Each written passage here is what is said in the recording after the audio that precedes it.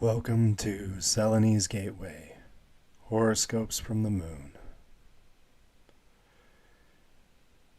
Right now we're looking out just at the eastern horizon of the current moment on the Stellarium software.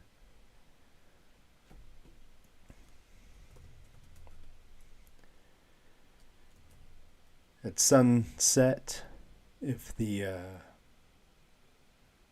sky hadn't been cloudy, maybe we could have seen the comets that are available to be seen in the night sky. If you live somewhere that is sunny and has kind of a very low horizon, you might actually be able to see the comets that are on the horizon right now. Kind of like Mercury and Venus.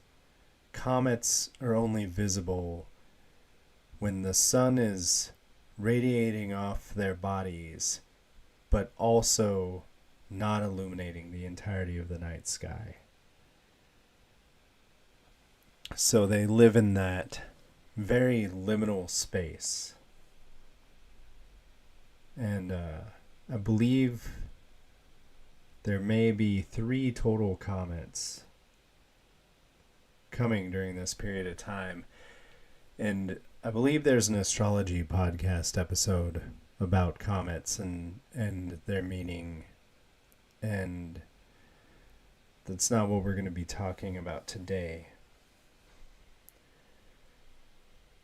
But I just think that it's interesting that the omens keep omening for 2025.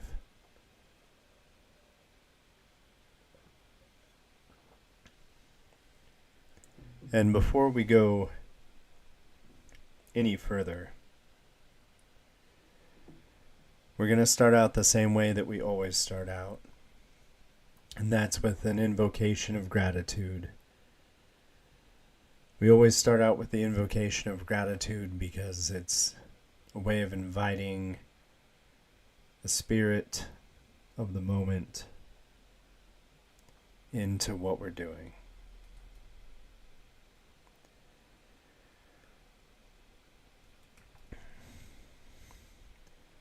And so we get the invocation of gratitude partially from the Haudenosaunee, words we say before all else. It was given to us by Dr. Robin Wall Kimmerer in her book Braiding Sweetgrass, in the chapter titled Allegiance to Gratitude. And the version that we share every time we come on our channel is one that we've kind of adapted to our own beliefs, but I think that but it's important to know that this is a reflection of the inspiration that comes from the original Haudenosaunee, the things we say before all else. So take a moment to get comfortable as we offer gratitude in this moment. We start with the land beneath our feet. We give gratitude to the land for supporting us all of our lives, for being the foundation that upholds us in the places that we gather under, for being the soil that nurtures all of life. We recognize her, Mother Earth, as Gaia, mother to all, birther and nurturer of all. It is through her gifts that we are blessed with these bodies that contain our spirits. Also that all of our life is grateful to her, and she gives life to all without a demand of price or return. May we give as she gives. With the land, we recognize those that were here before us and were displaced by colonizing authorities. We recognize the Multnomah, Wasco, Cowlitz, Cathlamet, and others who thrived for time immemorial. We would like to see a just world where these lands are returned to their traditional relatives. And we give gratitude to the water that nurtures us and gives us strength. We have deep gratitude for its clean properties and we believe it is our responsibility to help ensure that clean water remains available for all, including our plant and animal relatives of the present and the future. We give gratitude to all the plants. They provide us and many more with food and shelter. We thank them for their willingness to offer healing when we are sick, and we are grateful that we still have people who know how to commune and make medicine with our plant relatives. We give gratitude to the animals. We are humbled when they give up their lives to be food and clothing for us. We hope to see a restoration of the relationships with both the plant and animal communities, that we can return to a balance and harmony. We give gratitude to the air for providing us with breath and lift. We are grateful to the spirit of breath and wind for carrying our words, prayers, and laughter on its back. And we give gratitude to the sun for providing us with light and warmth. We have gratitude that the balance of power shared between Gaia and Helios can be felt through the seasons, a reminder that things need rest as well as growth. May we also give and share our light with such wisdom. And we give gratitude to the stars for guiding us. We believe that as we shed and return our bodies to Gaia, our souls return to the heavens, that the heavens contain our ancestors, and that through their light provide us with wisdom, comfort, and guidance. They taught some of us the rhythm of the seasons and how to navigate across both the seas and the skies. And we give gratitude to the 5 wandering stars, the wild sheep of Babylon and the grahas of India.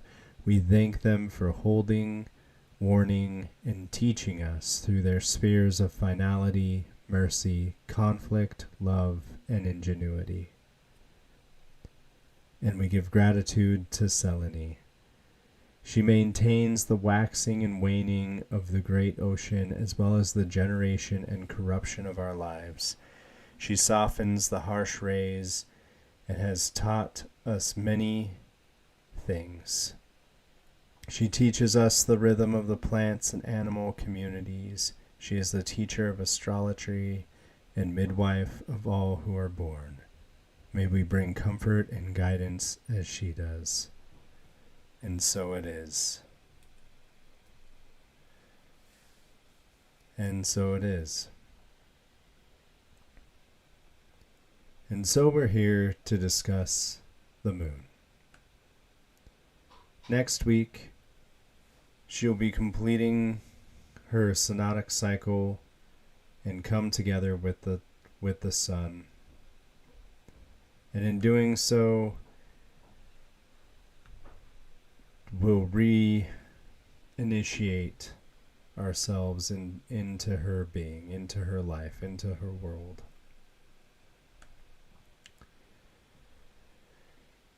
But there's more to talking about the new moon. There's more to talking about the new moon than just the conjunction of Luna and Sol, Artemis and Apollo, Selene and Helios. So the way that we here at Selene's Gateway discuss the moon's cycle is that there are 3 days when the moon is no longer visible to us, and we call these the dark moon phases. And we also use the word the new moon, the term the new moon for when the moon becomes first visible. And this comes from a couple of different practices. It comes from the very old practice of the calendars of the ancients, of waiting to be able to see the new moon on the western horizon as the sun is setting, to know the omens for the month, and for the calendar of each month to begin. And so that's why we call the new moon that. So the new moon, the dark moon takes place on October 21st and perfects its conjunction with the sun here in Portland, Oregon, Pacific time at 5:24 in the morning.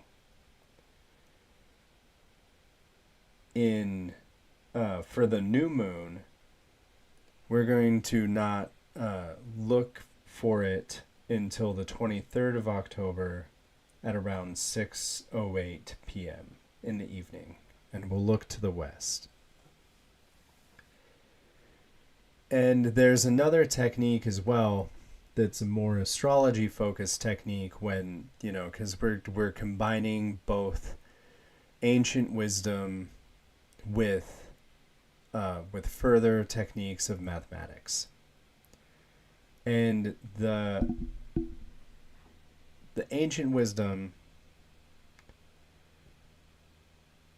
or the mathematics. So the ancient wisdom tells us that there is a dark moon, that the moon cannot be seen, and that this is a time for introspection.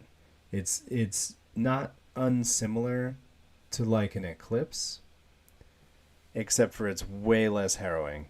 It's more about it's more about cleaning your altars, cleaning your house, cleaning yourself, cleaning your soul, introspection, cleaning, and purifying. Because whenever the sun makes a conjunction with a body, with a planet, it is said to be purifying them. And so the moon goes through this process the most. Mathematically, the ancients found that as soon as the moon escaped the 15-degree distance from the sun, it is then that the aspects that she would make to other planets and bodies would be the ones that would be felt first.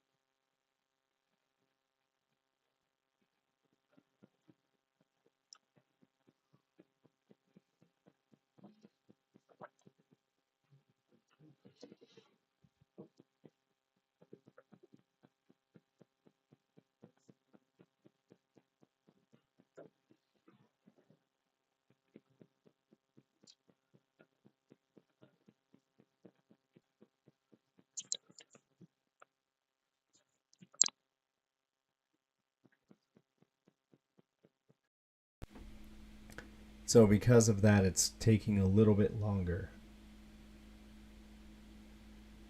And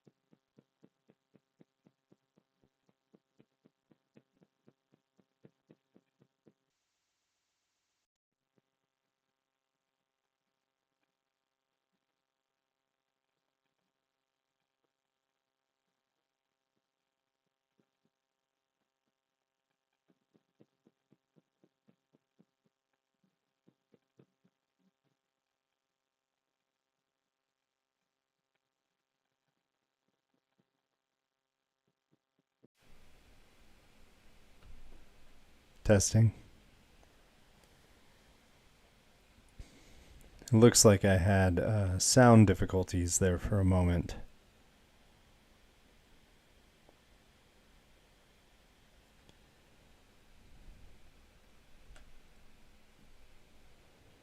Are we back?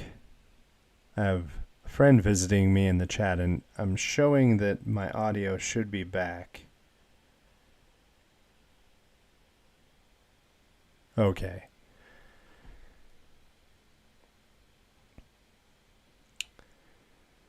So I don't know where I cut out, but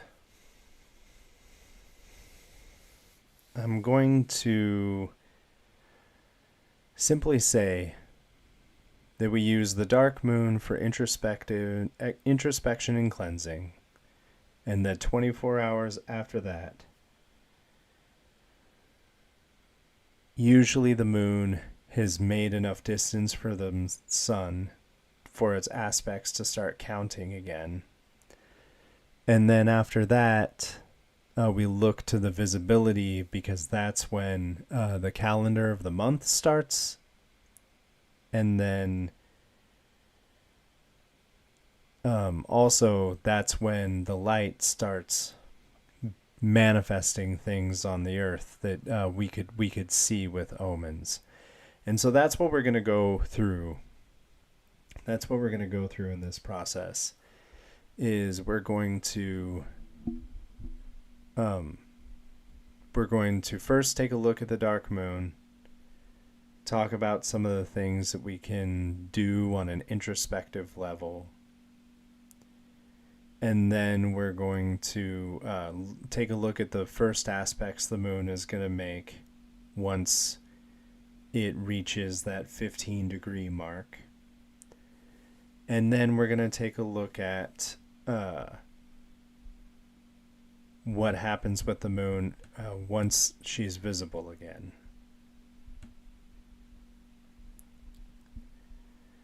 So we'll go ahead and get started here.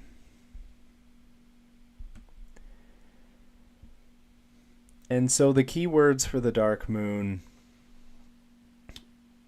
are going to be harmony and details, because we use two different ways of delineating the dark moon. First of all, what sign and house the moon is happening in your chart, the perfection of the conjunction between the moon and the sun. But then also we look to the 12th part of where that is happening.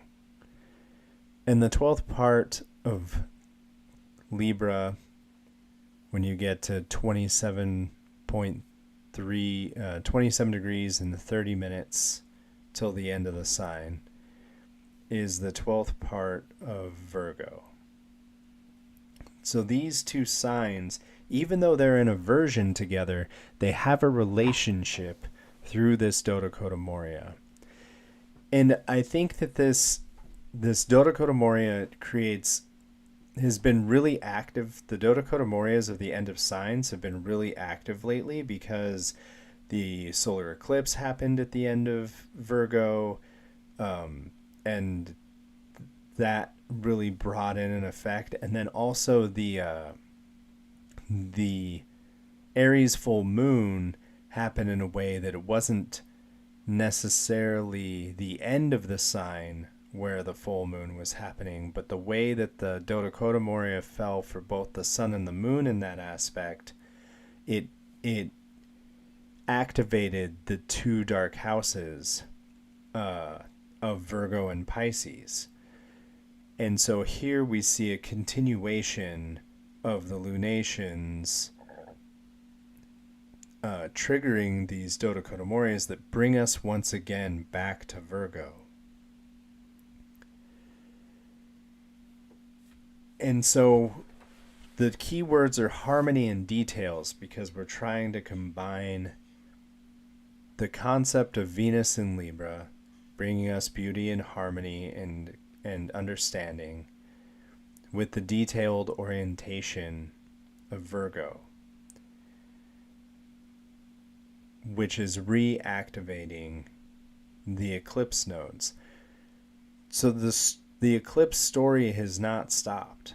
We're going to continue to see the themes of the eclipse pushing forward, pushing on, staying in the mainstream media, and also whatever they have been connotating in your life, in your story. So for Libra, this is activating your 1st and 12th. Identity and isolation. 2 areas of life that connotate health. Sometimes we use the 1st house to connotate to be a place to look for our health and well-being, and then we look at the 12th house to look at places where we may find ourselves hospitalized, or maybe just not available because we're under the weather. And this could mean that maybe you need a mental health break. Maybe you just need to call out and not go into work because it's maybe the best choice. Or maybe you're just feeling less social. And so these are for Libra risings and Libra suns. So if you're a Libra rising, take this there. But if you have a different sun sign, listen to one of the other signs where your sun sign is and try to mold those things together, because this is a new moon, so it's going to reflect back to where your sun is. For Scorpio risings and suns, this is going to be the 12th and the 11th. Maybe you'll want to think about hosting a smaller group gathering this year, or taking a step backwards, or taking a look at who's actually benefiting you in your life. And by benefiting, I mean, are there people that are tearing you down that you still facilitate for? Sagittarius, this is going to be your 11th and 10th. It's going to be a time to reflect on your colleagues and your career, your friend groups, and how you want to be seen. Maybe it's a good time to take a look in the mirror and wonder what you see in yourself. For Capricorn rising and sun, this is your 10th and 9th. Maybe this is going to show up as picking up a book that helps teach you something that you didn't know, that helps push you forward in the way that you want to be conceived. The 10th house is equated with career, but it's also conceptualized as how we are perceived. It's the noon high sun. What kind of sun are you? And maybe it's time to check in on that, or reach out into a spiritual or philosophical practice to help shape that identity. For Aquarius, this is your 9th and 8th. This may have something to do with your understanding of other people's values, or maybe even specifically your partner's values. For Pisces, this is your 8th and 7th. This might actually be more about witnessing and being there for the care of your partner, and trying to gain understanding and trust about what they may be going through. For Aries, this is your 7th and 6th. And you might find yourself in a struggle over chores, or maybe a renegotiation of a contract of the things that you put effort into. For Sun, risings, and suns, and it might be a good time to reflect on the dedication that you're putting into your creative projects. For Gemini, suns and risings, this is going to be your 5th and 4th. So here we want to find how our creativity is being produced at home, but this also may just be about corralling the children, or maybe with everything that's going on, maybe it's a good time to help bring them understanding about broader issues that are happening in the world. For Cancer, rising and sun, this is going to be your 4th and 3rd. And so here, maybe it's time to draw some community closer into the home. Or maybe it's time to build some denser walls. Maybe the lines have been blurred between what community and home looks like. And for Leo, risings and suns, this is in your 3rd and 2nd. And this might have to do with investing in your community and looking into how you can help lift up people in their ambitions in the world around you. And for Virgo, risings and suns, this is going to be in your 1st and 2nd. And so maybe it's time to invest in yourself. I mean, we do have Venus in Libra in your 2nd house. Maybe it's time to treat yourself. Give yourself a little treat. All in all, what we're trying to find between these 2 houses that I've mentioned is harmony and details.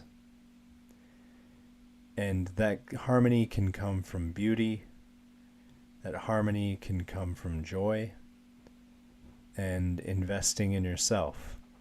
The details aspect is trying to sift through everything to find the pieces that are worth keeping. So try to keep those 2 things in mind while you experience the dark moon. The other thing that dark moons are good for is for witnessing your ancestors. And if you happen to be somebody who worships the earth, it's a good time to give gratitude back to the earth.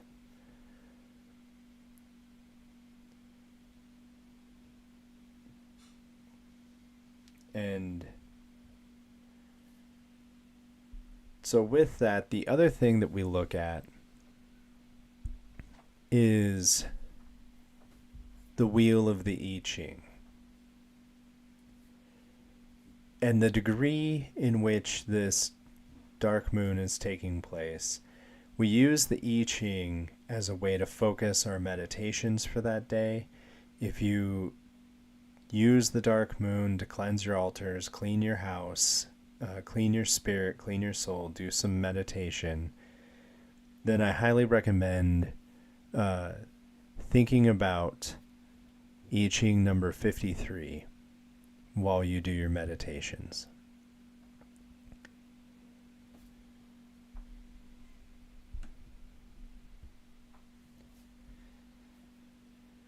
I Ching 53 is wind over the mountain. This almost comes off as like the classic monk sitting on top of a mountain, like meditating. It's almost really like symbolically just like Buddhist. So the idea of sharing with you that you should meditate about wind on a mountaintop is just kind of like, it just feels really redundant. But I'm not tossing yarrow sticks or tossing coins for these I Chings. I'm allowing the conjunction of the sun and moon to speak through them. And so what I Ching 53 talks about is slow and gradual change and having the patience to trust the process. I like to think about this, and one of the translated words for this I Ching is development or slow progress. And I like to think about this as the way that ecosystems slowly change over time when they're allowed to, and how they make space for one another. And so if you imagine that you've started something new, or you're embarking on a new journey, or maybe you're traveling and moving or landing in a new space, to take your time with it and to not rush.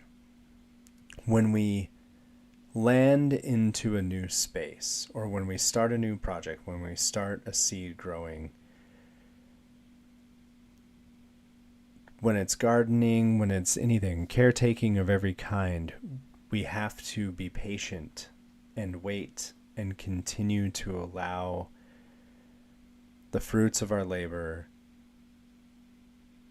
to nurture and nourish the things that we care about until they grow and fruit. And so whenever we're starting a new creative project, or maybe we're building up a resistance to fascism, or maybe we're moving into a new house, whatever we're doing that's new, the seed always starts out small, and it slowly grows over time. But as long as it's continued to be nurtured, like the Fibonacci sequence, it continues to expand, and then eventually it expands at a rate that is unfathomably fast, just like the development of our bodies.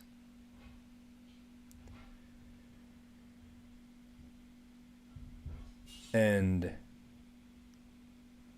so that's, if you need something to meditate on during the dark moon, this is the image that I think would be most helpful for cleansing the spirit, is the image of a seed slowly sprouting in the soil. The thing about this dark moon, though, and its transition into a new moon, is that it's not going, I don't think it's going to be easy. Immediately after the moon conjuncts the sun, it moves into Scorpio, where it falls. And for me personally, the owner of a proud Scorpio moon, the fallen moon is extra sensitive and defensive and can be wild and is really helpful for being respiteful towards enemies and people that have wronged us, or that we feel that have wronged us, but it's not a moon that brings us harmony. And so by the time the moon finally exits the 15 degrees of the sun, which we would say is the distance that the moon needs to make before the aspects that it make actually come into being, she runs into Pluto immediately after the new moon. And we're going to say that is kind of what she's bringing with her. But the main thing that she does is she runs into a series of aspects immediately after being 15 degrees away from the sun. She makes a conjunction with Mars and then a conjunction with Mercury and is blessed by a trine from Jupiter and then receives a trine from Saturn. And that's all within a day.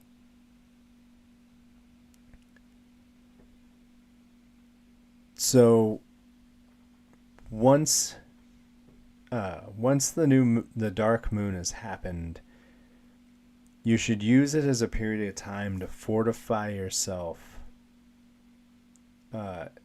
and to feel prepared, because I think this is going to be a bumpy ride.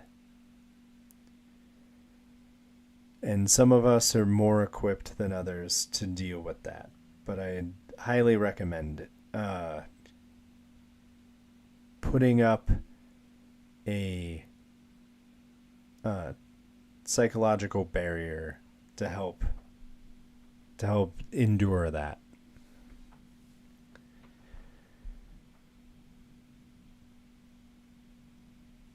And then after the moon, and well, no, I don't want to move on past that yet, because I really want to emphasize this, that like this is a lot of malefic energy that the moon is running into as soon as she is free from that 15-degree separation, and she's fallen, and she doesn't have a lot of her own light yet, and she goes through both malefics, and Mercury doesn't play nicely when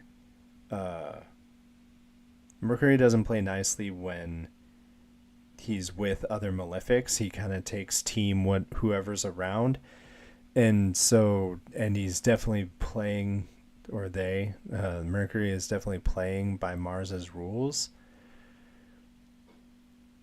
So I really don't see this as like a stable part of the week. So I just wanted to re-emphasize that.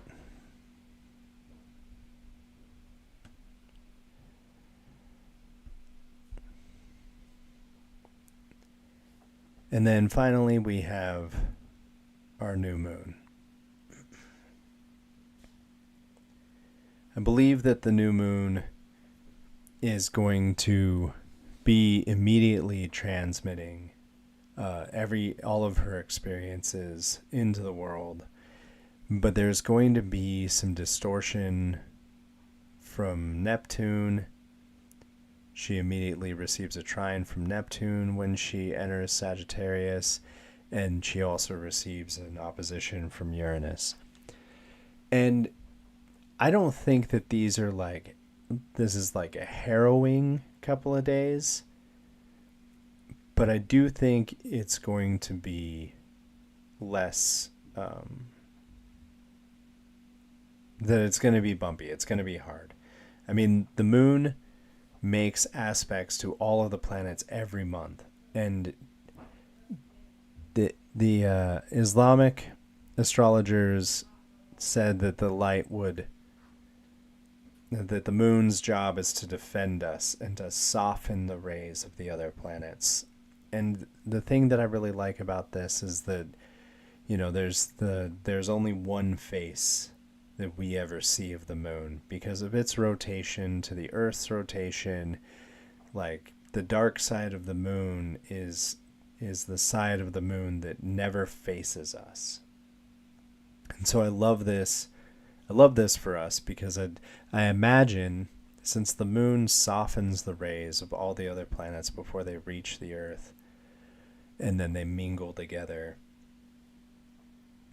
I like to think of the dark side of the moon is like the face that that your mother makes when she's really angry, or like this like badass of a being that's like that you only see like the soft night side of, but on the other side they're ready to throw down. And I think, philosophically, spiritually, that's the way that I like to think about the moon's aspects, is that as she's bringing them down to us, it's that quality the defensive, nurturing mama bear quality that the moon has is why she has the resilience to be able to make a conjunction with every planet in the sky. And so I think that it's important to hold those types of things with gratitude.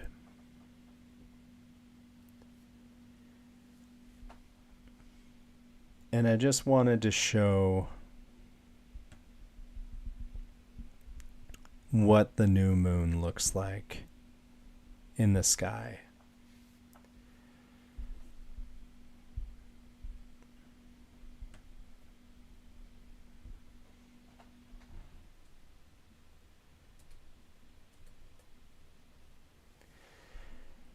And it's just because I really find it interesting to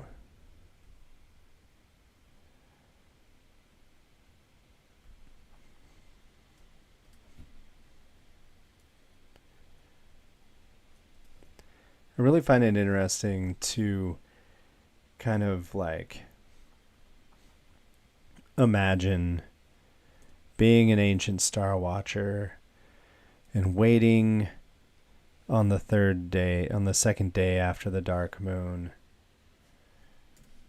for that first waxing crescent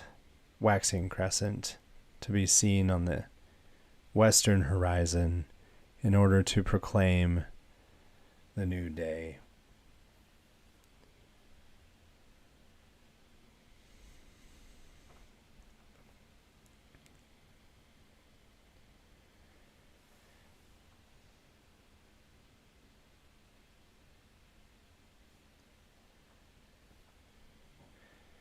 And so here we go.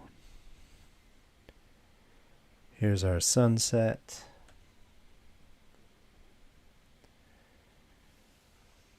The glow of the sky.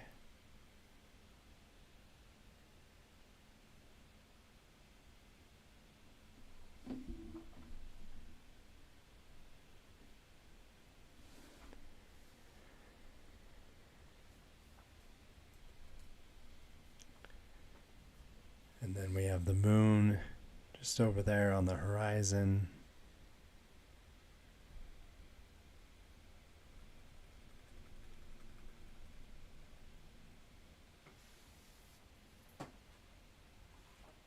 Making the smallest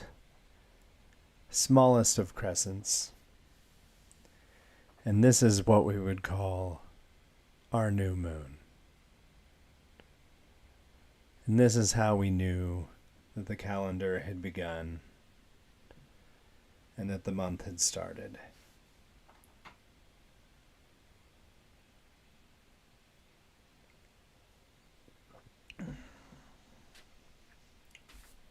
And so, it is this, this is the part of astrology that I feel like some of us have gotten disconnected from.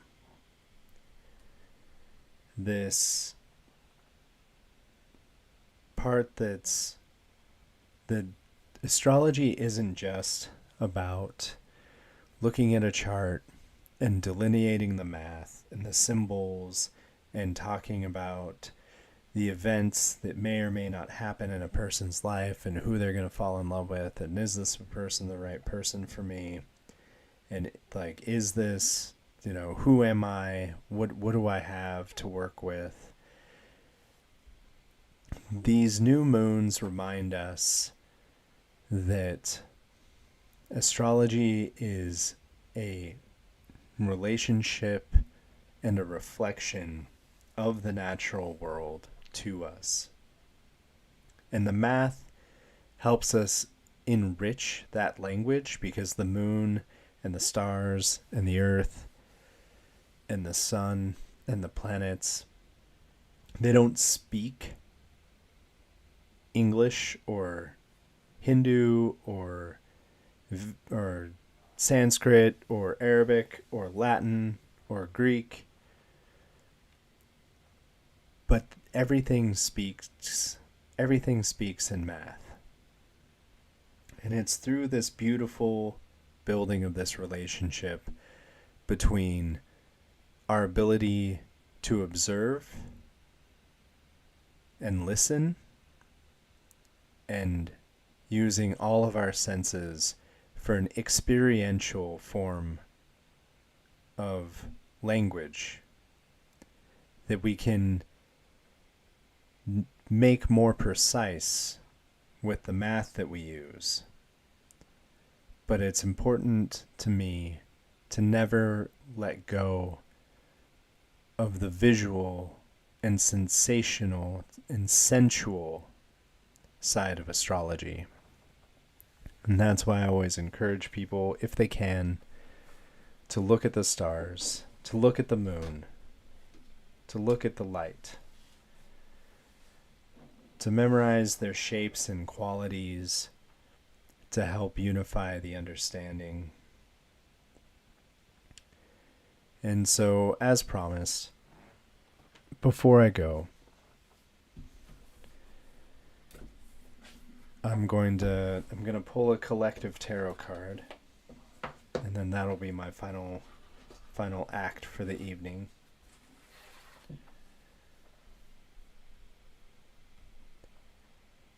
But I hope you've enjoyed this discussion about the new moon.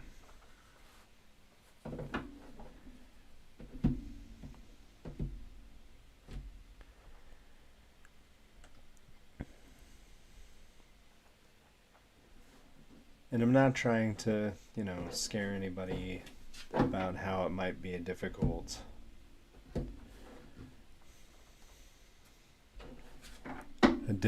set of days. But just feel prepared. Meditate, clean your altars, make a meal for your ancestors.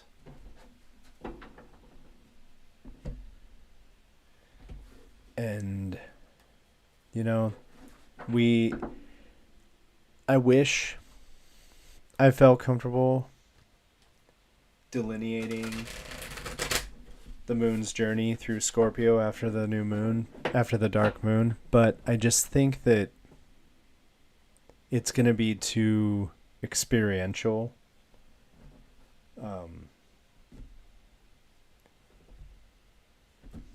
So instead, we're going to use the tarot to help give us a guide.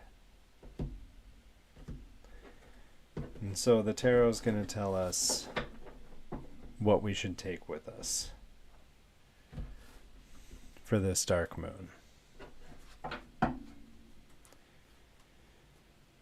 And I'd like to thank Tori for coming by and saying hello, and for watching the live. I also really appreciate that she was here because she was able to notify me that my sound had cut out. And so I double appreciate you being here.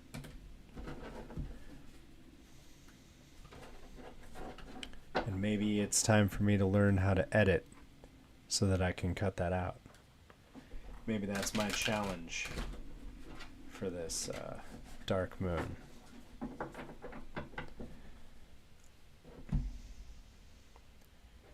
Tori says Pluto transits have been rough, but I feel like I'm making progress.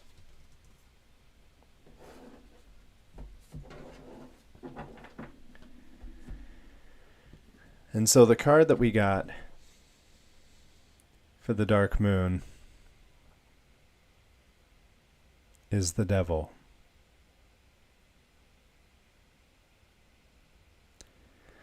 The Devil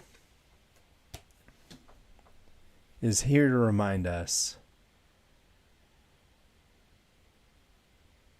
that the society that we live in is of our own creation.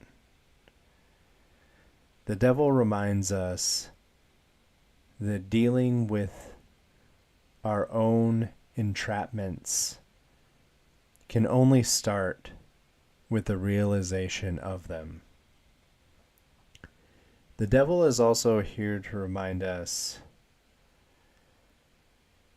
that it's okay to indulge as long as you don't fall into a spiral. The devil card gets a bad rap because it's the devil card. but we can have healthy relationships with our shadows. But the devil card is here to remind us that that takes a lot of effort and time. And in this deck, the deck that I'm using is the Journey to Oz and Wonderland by Mystic Madness Tarot. And in this deck, the Queen of Hearts plays the role of the devil. And what's interesting about the Queen of Hearts playing the role of the devil is that in the story of Alice in Wonderland, the kingdom doesn't just bend to the Queen of Hearts' will. They also manipulate and avoid creating anything that may cause the Queen of Hearts to erupt. I can't remember what this is called in abusive family dynamics, but basically the group or family does everything in their power. Like they learn responsibilities of what they can do to help manage the life of the loudest, angriest, most like abusive person in the group. And so by doing that,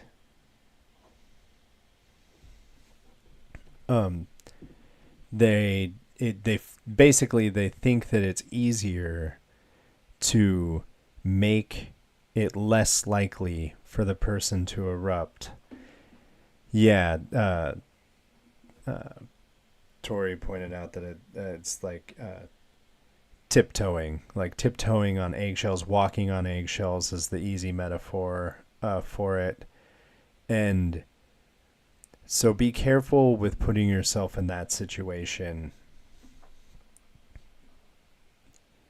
And analyze and assess, because what we talked about with the new moon, with the dark moon, was to meditate on harmony and details. And so maybe there's something that's causing disharmony, and you spend too much time working on the details to maintain the harmony.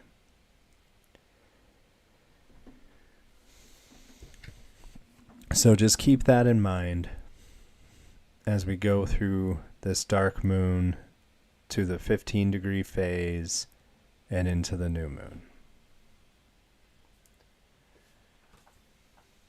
But also remember that it's okay to indulge.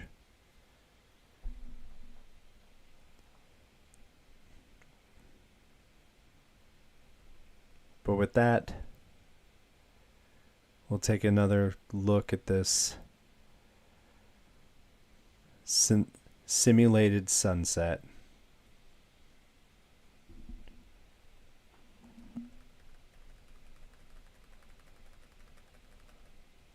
And we'll see that on this day, on October 23rd at around 6 p.m. in the evening,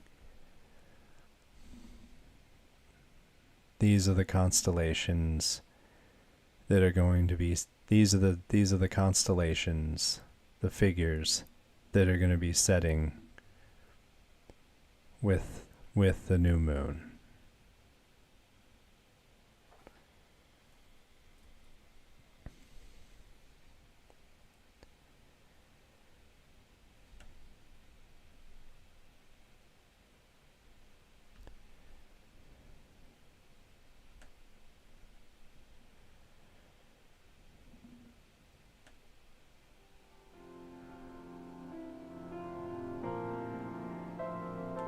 Thank you for coming to Selene's Gateway.